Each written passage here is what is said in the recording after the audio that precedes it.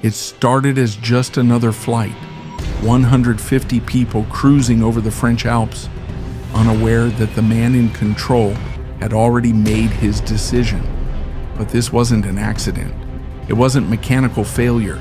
It was deliberate. The co-pilot locked the door and aimed the plane straight at the mountains. This is the chilling story of Germanwings Flight 9525, an aviation disaster unlike any other. March 24, 2015, a crisp spring morning in Barcelona, Spain. At the bustling El Prat airport, passengers gather at gate B44, preparing to board Germanwings Flight 9525. Among them are families, students, business travelers. Germanwings, a subsidiary of Lufthansa, was known for its affordable flights across Europe.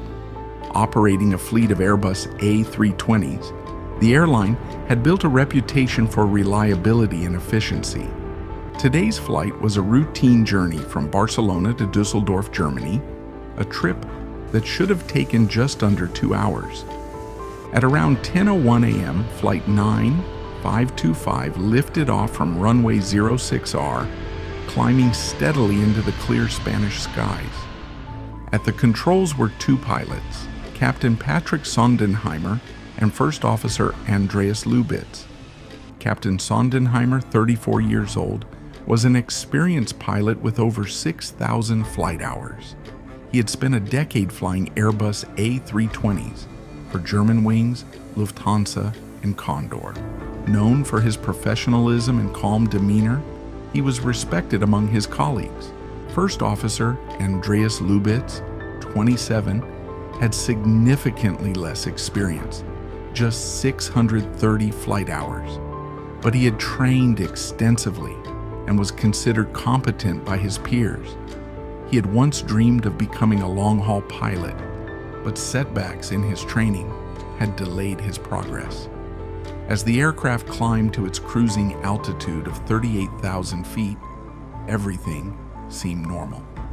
The pilots exchanged routine communications with air traffic control, confirming their flight path. Passengers settled in.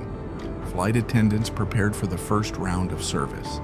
But what no one knew, what no one could have predicted, was that this flight was already doomed. The descent of Germanwings Flight 9525 was a meticulously executed and deeply unsettling event. At around 10:31 a.m., the aircraft left its assigned cruising altitude of 38,000 feet and began descending without approval. The rate of descent was approximately 3,400 feet per minute, a controlled but rapid drop. Captain Patrick Sondenheimer, unaware of the impending disaster, had stepped out of the cockpit moments earlier. When he returned, he found the door locked. Lubitz had engaged the cockpit override, ensuring that no one could enter. The captain attempted to gain access multiple times, first using the keypad and then resorting to forceful banging on the door. His desperate pleas were met with silence.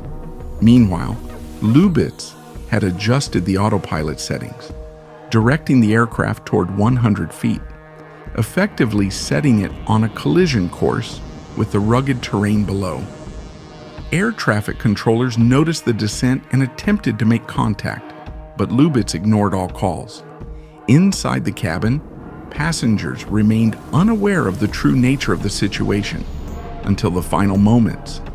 The cockpit voice recorder captured muffled voices and frantic knocking, followed by violent blows on the cockpit door as the captain and crew tried to break in. The aircraft's warning system blared, but Lubitz did not react. The descent lasted approximately 10 minutes, during which the aircraft maintained a steady trajectory toward the French Alps. The final moments were marked by passenger screams, recorded on the cockpit voice recorder as the aircraft approached impact. At approximately 10:40 a.m., Germanwings Flight 9525 was in its final moments, descending at a speed of approximately 430 miles per hour. The rugged terrain of the French Alps loomed ahead, but inside the cockpit, First Officer Andreas Lubitz remained eerily silent. The aircraft's ground proximity warning system blared its urgent command: "Terrain, terrain, pull up, pull up." Yet, Lubitz did not react. He did not attempt to correct the flight path. He simply watched. Outside the cockpit, Captain Patrick Sondenheimer was in a state of sheer desperation. He pounded on the reinforced door, shouting for Lubitz to let him in. The flight attendants, realizing the gravity of the situation, grabbed a metal food cart and repeatedly slammed it against the door in a desperate attempt to break through. But the door, designed to withstand forced entry, did not budge. The cockpit voice recorder captured violent blows against the door, muffled voices, and the frantic pleas of the captain. The passengers, initially unaware of the unfolding crisis, began to sense something was terribly wrong. Their screams filled the cabin as the aircraft continued its rapid descent. In the final seconds, the terrain warning system continued its relentless alerts, but Lubitz remained motionless. The aircraft's trajectory was irreversible. At 10:41 a.m., Germanwings Flight 9525 collided with the mountains, instantly killing all 150 people on board. The serene landscape of the French Alps is shattered, scattered debris, twisted metal, no survivors. Germanwings Flight 9525 has crashed. 150 lives lost in an instant. Families devastated, the world in shock. As rescue teams comb through the wreckage, investigators focus on one crucial piece of evidence: the aircraft's black box.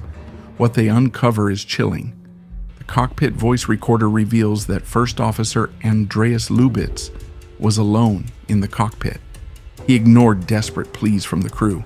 He ignored the terrain warnings. He ignored the screams of passengers. The cockpit voice recorder captured the captain desperately banging on the door, shouting, "For God's sake, open the door!" The ground proximity warning system blared, repeatedly instructing terrain, terrain, pull up, pull up. But Lubitz did not respond. In the final moments, passengers' screams were heard on the recording, just before the aircraft crashed into the French Alps at 430 miles per hour. Then, investigators make a shocking discovery. Lubitz had a history of severe depression, something he had hidden from his employer.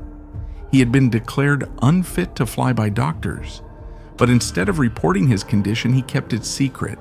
He continued flying. And on March 24, 2015, he made a devastating decision. But if you think this was the worst aviation mystery, wait until you hear about the plane that vanished without a trace, along with 239 souls on board. Click on the video on your screen now.